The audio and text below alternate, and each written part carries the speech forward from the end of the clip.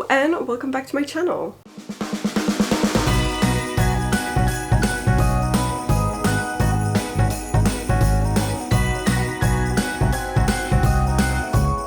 Today I'm starting a new vlog, a reading vlog for the month of December. It's going to be part 2 in the month of December, but today's already Saturday 18th of December. I've basically been super busy with work and there's no way that I could have started any of the books that I still had on my list over the past week. So I've got a little bit of a break between the end of the last vlog, which I think I ended on the 14th or something, and today, which is 4 days later, and I'm finally starting this. This is all I still have left to read for this month normally, and I don't know how much I can actually get through. So I don't think that I'm gonna take everything with me to Brussels, and I am leaving tomorrow, but I have some of the books on my Kindle. So on my Kindle I do own Death and Croissant by Ian Moore and Ace of Spades by Farida Abike-Iyimide.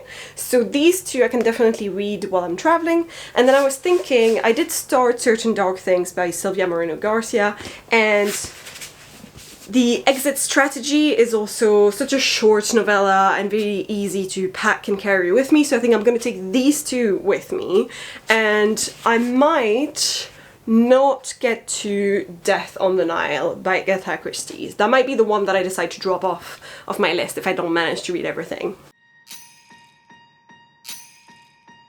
Last year I thought about how things can come around just like that if everyone is here to celebrate one day. We have our ups and downs, but when there's love there's always a way. And oh, this time of year we come together to celebrate. Yes, every time the snow is falling down and it is cold outside, we gather around the fireplace and no one cares about yesterday. My favorite holiday, it means so much more than words can say. And I claim that Christmas is a magic day. Sometimes I tend to forget what glory this holiday represents, but it's fair to say that Christmas is a magic day. This year I'll think about how I'm so lucky to have a place that I can come home to. Yes, I am on my way. We'll put our differences aside and just enjoy this moment of peace and love and happiness. We come together to celebrate. Yes, every time the snow. Okay, so I'm gonna be whispering, which is gonna be very ASMR-esque because it is currently 7:42 a.m. on the 24th of December, and it's ridiculously early for me as a person. Just in general, I'm not a morning person, but also just outside is still dark. That just means it's early. Like, if it's still dark outside, it's too early to be up. But I just can't fall back asleep. I keep having in my mind the fact that I have read absolutely nothing in the past week, and it's been really, really bad. I've just been busy seeing people doing stuff, going to Christmas markets, etc., going to the dentist for some emergency tooth pain, whatever. I've done a bunch of things, except reading. I haven't done any reading, so today and tomorrow, Christmas time, 24th and 25th, I'm going to be reading as much as I can in the next 24 hours / 48 hours. Basically, I have no plans except family plans, which are at home here. It's just going to be a lot of food, a bit of drinking, some Christmas presents opening, and that's about it, which means it leaves a lot more time to read and write, which are both things I have been failing at in the past week. I also happen to have started a new book that has nothing to do with my TBR, accidentally. And by accidentally, I mean drunkly. A couple of days ago, I went to the Christmas market with my best friend, and yeah, I drank a lot. We drank a lot, and then when I came back, I apparently must have watched, I think it was either a YouTube video or a TikTok video, something where someone recommended this book. It is called None Shall Sleep by Ellie Marney, and it's described as The Silence of the Lambs meets Sadie. I have no recollection of this, of buying this on my phone, on my Kindle, and starting it, but I did. So I started from the start, obviously yesterday, just to see what I had missed while I was drunk. I quite like it, and it's basically not teenage, I think she's 18, but like young adult profilers studying profiling and having been in situations where they've had to deal with serial killers, hired by the FBI to become part of basically their Mindhunter-esque program, their behavioral program, to help them interview juvenile serial killers. And I guess shit's about to go down, and probably that we're going to have an actual serial killer who's going to try to kill them. I don't know yet, but I love the premise. I read something really similar, although a little bit different, but still in the same vein, I want to say, called The Naturals by Jennifer Lynn Barnes, and she's one of my favourite authors. And this reminds me of her in the sense that it seems like it's going to be a really fast read. It's just written very flowily, I want to say, and easily, and I feel like it's going to be almost reading that I could do in 1 or 2 sittings. That's my base immediate feeling about this book, so I'm quite happy with Drunk Me and her choices in book buying, even though I don't remember doing this, but yay!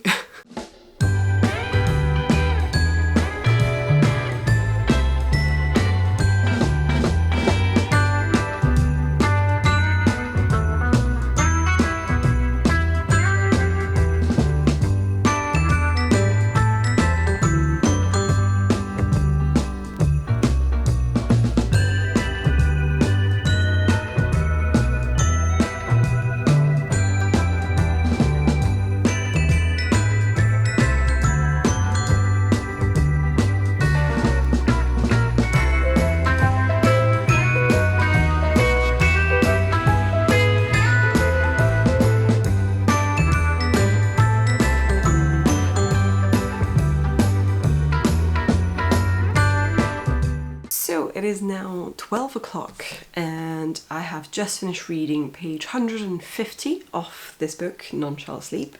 So I'm chapter 18 and I'm about 39% in the book. It's like almost 400 pages in total, so yeah, I'm page 150. And I'm quite enjoying it so far. I think it's fast-paced, which is nice because not that much is technically happening. It's a lot of interviews happening and people talking rather than actual action.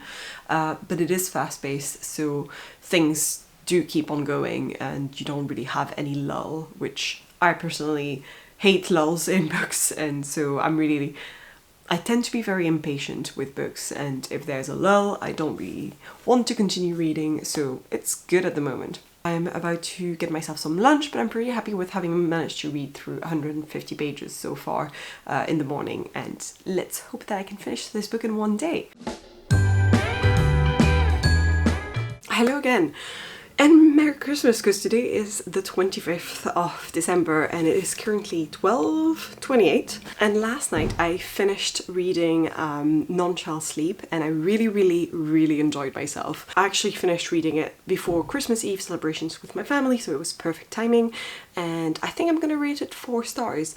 There's probably 1 star out there that I didn't know whether to give or not, just because the ending kind of left me wanting for more.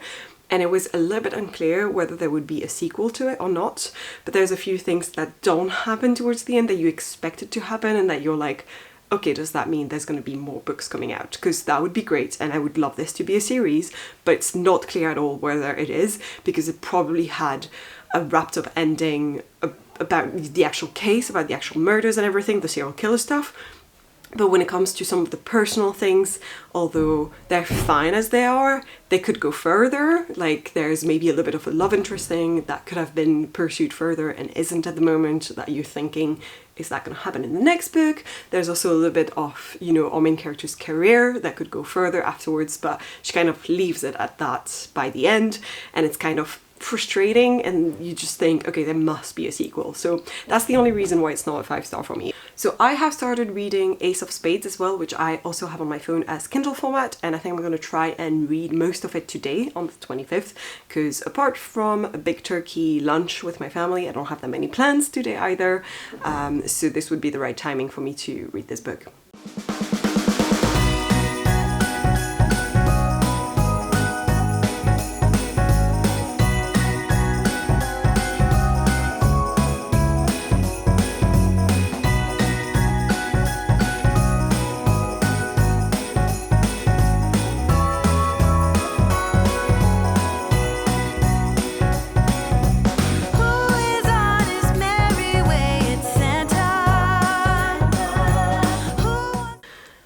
Right, I'm back again. Today is the 27th of December, so almost the end of the month.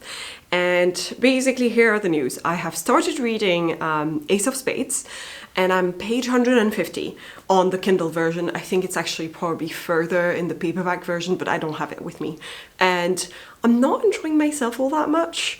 It's kind of it is very much in the vibes of Gossip Girl and Pretty Little Liars. The premise is basically that this anonymous texter starts texting the whole school that we're following, which is Nevis Academy, which is a school for like posh, rich kids, privileged white kids mostly. There's only 2 black kids in the school, and our 2 POV characters are the 2 black kids. And basically the texter is texting things about these 2 black kids mainly. So it does seem racially motivated as well. And all the texts are things like, look at how this kid is actually gay, and a picture of him kissing another one, or look at how this kid has stolen something before, and things like that. And it's just very much mean and angry, and like not just gossip, like back in Gossip Girl you would have things that were a little bit more drama, but fun drama. This is just dark and grim and stressful things. And that's the Gossip Girl vibes, but also the Pretty Little Liars vibes, just because there is also an anonymous texter in Pretty Little Liars, but it's always so much darker and more grim, I find, in Pretty Little Liars. So it's kind of the combination of both worlds in my head at the moment. And I'm finding it really hard to read because it is very stressful, high anxiety, and just constantly exhausting. Like, it's really tiring to read things from the POVs of the 2 kids that are getting cyberbullied and just bullied at school because of it. It's just, I don't enjoy that. There's nothing fun at all in this book whatsoever so far. There's not a single moment that I was like, this is fun. That just is not a thing in this book. And I get that that doesn't mean it's a bad book at all, and I understand why a lot of people have enjoyed this book. I think it is really well written. The story seems to make a lot of sense and have a lot of intricacies to it, which is quite nice. And the characters are well-rounded, I want to say, and well-written. And yeah, all of that, agreed. It's just depressing. It's depressing me. I'm not feeling great about myself whenever I'm reading this book, and so I don't know how much I want to give to it. At the moment, 150 pages in, it is a 400 pages book, so we'll see. I am definitely going to continue reading it, as it is also a book that I'm reading with my friends at the same time as part of a little book club, so we'll see what happens. It's not hard to read because it is well written, so it does flow quite fast, so it's easy to just move on and continue reading it. But it is hard to pick up because I know how depressing it is, and every time I'm like, should I read more of it? I'm depressed at the idea already. So I just don't know that I want to continue reading it because of that. Which is why I picked up at the same time Exit Strategy. I don't know if you can see this. This is the 4th novella in the Murderbot Diaries by Martha Wells, and every single time I read one, I rate it 5 stars. It's a sci-fi series where our main character and POV is this security unit bot, and it calls itself Murderbot because at some point in its past, it killed a lot of people, although it wasn't technically its fault. There's this kind of a sci-fi, action-y, really fast-paced series of novellas, and it's emotional in some ways. It's also really fun to read, and it just never disappoints. The POV that we follow of Murderbot, their character is very much antisocial, but in a way that's just reluctant to make friends and to become more human, I want to say, because they do catch feelings and stuff like that, but they're also like anti-feelings, allergic to feelings. They just really want to be left alone to watch reruns of their favorite TV shows all day long, and that's it. So it's very relatable in some ways. But yeah, I enjoy the series so much that I know it's going to be a good read. It's like a sure value. It's a comfort read whenever I pick one of the books. So I figured I'm going to pick this up at the same time as I'm reading Ace of Spades. That way I have one book that I'm sure I can go back to whenever I feel a bit too depressed by the other one. This one is 172 pages, and I'm page 92 at the moment, so I've read this much and I'm probably going to finish it today. So that's going to be great because that will bring me to the end of my Goodreads challenge as well, because I said that I would read 60 books this year and I've currently read 59, and I think I will finish this one and probably Ace of Spades as well before the end of the year.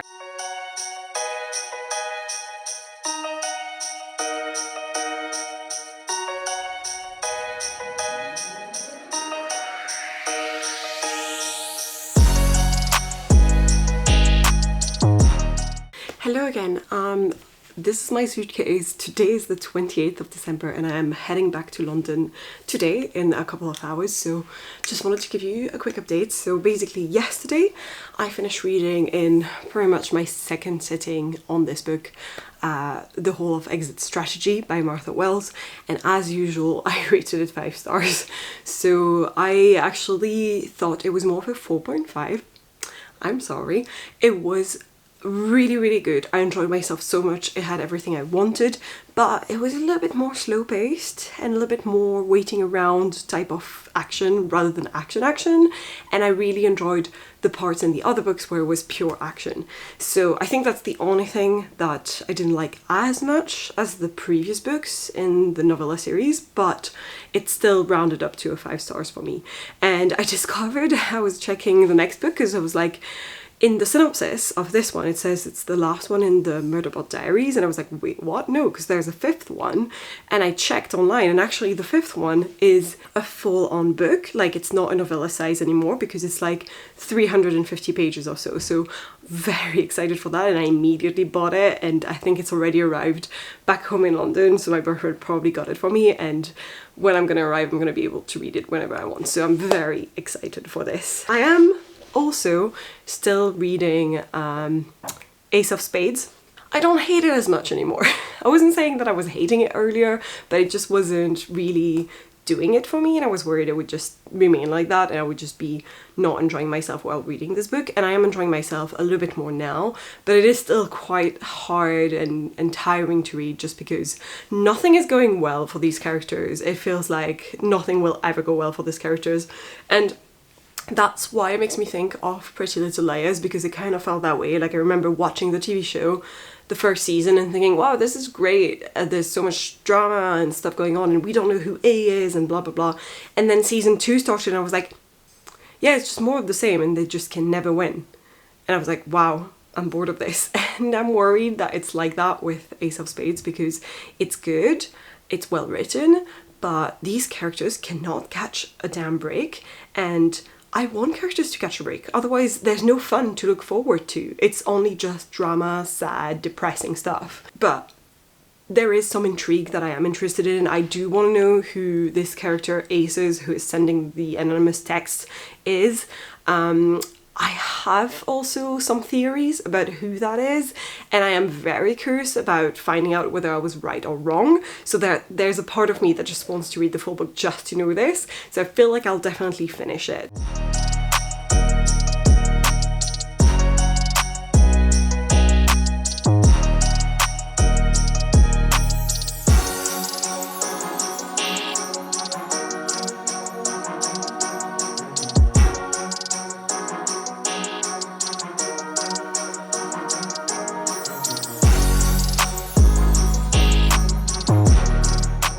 Today is Wednesday the 29th of December and I am back home in London, and I have now finished reading Ace of Spades. I read quite a lot of it on the train yesterday while I was on the Eurostar, and then I finished literally the epilogue and the last chapter before the epilogue yesterday, last night after dinner. So just finished this book. I enjoyed this a lot more towards the second half than I did towards the first half. So I have to give this credit that it did make me happy that I went on, continued, didn't DNF it, despite the fact that it's quite grim and dark and just depressing the entire time and like kind of stressful the entire time. It stayed that way, I'm not gonna lie. It stays very much overwhelming, and just, if you don't want to read something that's gonna stress you, wait for this one. Give it the time that it deserves and just pick it up when you know you can handle it, is what I mean. I do have a couple of critique about towards the end of the book where I thought that, for instance, the pace, although it was good, that I love action personally, I love it when things are moving forward, and it was moving forward, but sometimes there was like no time whatsoever between two scenes. It just felt like we jumped from one scene to the next immediately with zero context, zero pose, and you kind of had to follow, and when that would happen I would just be a little bit lost. So I thought that was just one of the small elements of the writing style that I didn't like as much. That, and there's just a part of me that doesn't believe for 1 second that these characters would both be so bad at picking their friends, which we know from the very beginning, and we have that feeling from the very beginning, so I don't think this counts as a spoiler. that the characters that they've picked as their friends aren't entirely good people, and they're kind of not really good friends to them, and especially with Chiamaka, because obviously two of the girls that she hangs out with are very clearly other queen bees that want to take her over at school or whatever. Fair enough, you know, you have that kind of dynamic all the time. But then her best friend, the entire time I was like, he's a dickhead. Why is he your best friend, and why do you want to get with him so bad? It just seems so stupid and wrong.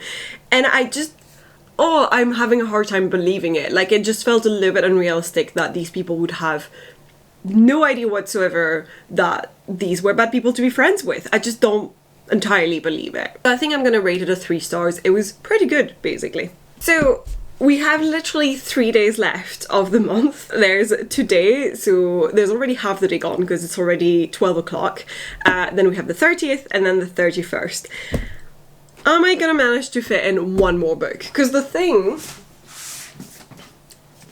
is, originally on my TBR, I still had these 3 that I needed to read.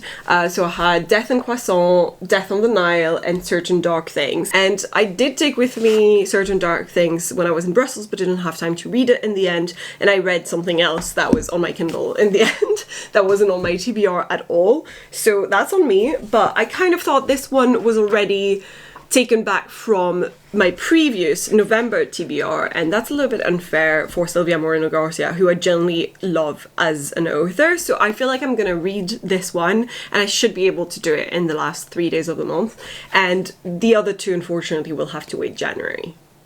The only other thing that I kind of forgot is that I received a couple of packages while I was away. I think one of them, I know that it's literally one I ordered the day before. That should be the Amazon one. Yeah. Okay, so this should be the next book in the Murderbot Diaries that I ordered literally on my last day in Brussels for it to arrive on my first day back. And it is. Hello, Network Effect. Oh my god, look at it.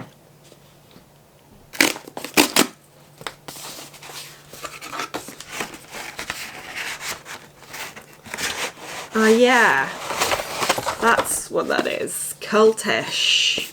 This is a non-fiction book called The Language of Fanaticism, Cultish by Amanda Montell. The author of the widely praised Word Slut analyzes the social science of cult influence, how cultish groups, from Jonestown and Scientologists to Soul Cycle and social media gurus, use language as the ultimate form of power.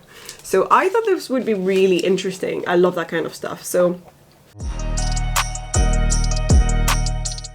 today is Thursday, the 30th of December, and I'm currently page 54, yeah, 55 of Certain Dark Things by Silvia Moreno Garcia, and I'm bored. So let me tell you a little bit about what the story talks about, if I can get it right. But basically we're following 2 main POVs, I want to say. One is Atle, and she is a vampire in Mexico City. She's on the run from something, from someone, we don't know exactly what. And the other POV is, I mean, it's not really POVs, but you know, the other focus, the other main character that we're focusing on is Domingo. He's a kid, I mean, I think he is quite young at least, and he lives, I think he lives in the streets, or almost, like he's very poor and like kind of just considers himself like a garbage guy. As in, I think he goes through people's garbage and stuff like that to find treasures, and that's how he survives, I think. It's a little bit unclear, but that's kind of the 2 main people that we're following. And then you have a couple new POVs, like this chapter I just finished now was a cop who's investigating the murder of a young girl. It's confusing, and this is just within the first 50 pages or so. This is only 270 pages, I think, so it's not that long of a book. No, this is less than that.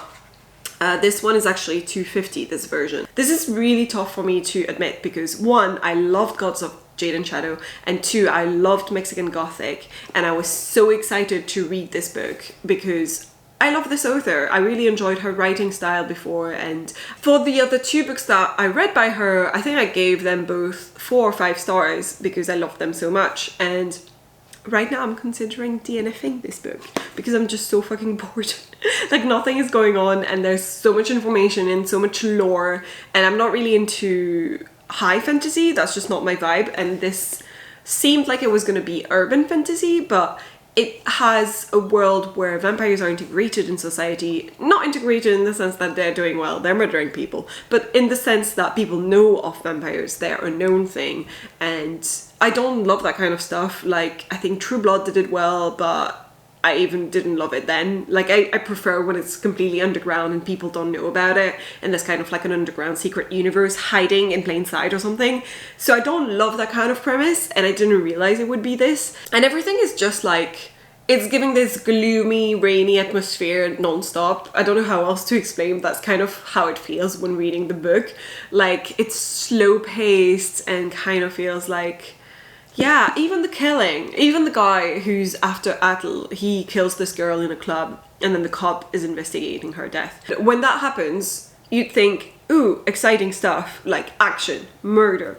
No, it was still slow and boring, and I don't know how else to explain this. All this to say that I don't think I'm gonna continue reading it. I'm really sad about it because I did not want to finish this vlog on a DNF, and especially a DNF of an author I've generally loved in the past.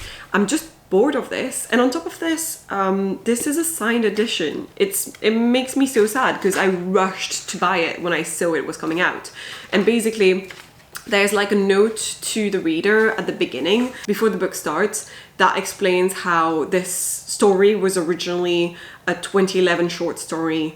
So that she wrote almost 10 years ago, exactly 10 years ago, about a vampire called Atle and a garbage collector called Domingo, which are the two main characters in this book. And I think it explains a lot, just because personally, as someone who likes to write and would love to become a published author one day, I know that my first story that I wrote is crap.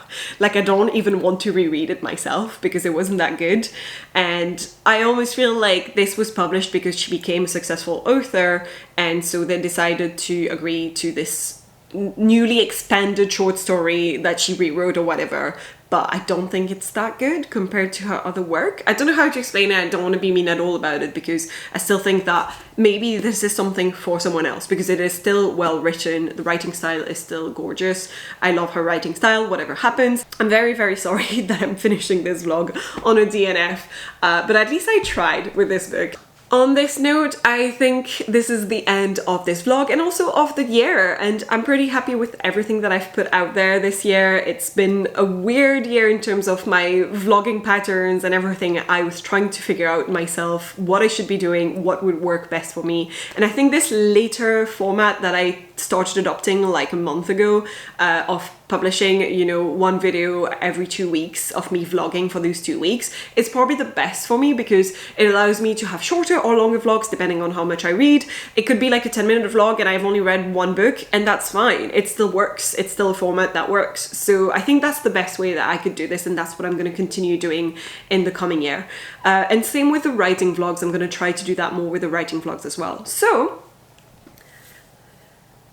that's it. That was my 60-second, well actually there's more than that because I DNF'd more than this book this year, but you know, I've only read 61 books in total this year in the end. I thought I could reach 62 with this one and it just didn't happen. So this is it. On this note, thank you guys so much for watching. I hope you enjoyed this video. If you did, please leave a like, leave a comment down below. I always try to respond. Consider subscribing, ring that bell, all that jazz, and I will see you guys in the next one.